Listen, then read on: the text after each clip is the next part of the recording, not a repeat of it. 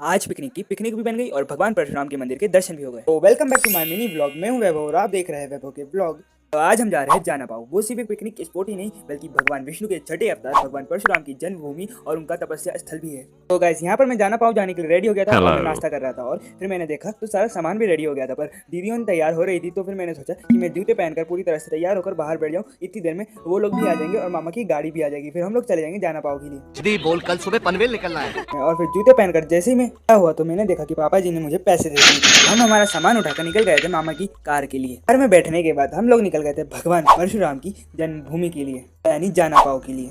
पहाड़ के गेट पर पहुंचने के बाद इतनी तेज हवा चल रही थी और उसी तेज हवा में इन लोगों ने फोटो की शूटिंग भी कर ली। और फिर फोटो शूट कराने के बाद और पहाड़ों का सामना करते हुए हम लोग पहुंच गए थे ऊपर। और वहां पे कार पार्किंग करने के बाद हम लोग पहुंच गए थे मंदिर के प्रांगण में। और फिर मंदिर के प्रांगण का पूरी संपूर्ण तरीके से भ्रमण करने के बाद हम लोग चले गए थे मंदिर के अंदर। यहाँ आकर देखा तो द्वार जो थे वो बंद हो गए थे। फिर क्या था, हम लोगों ने थोड़ी देर वहीं बैठा।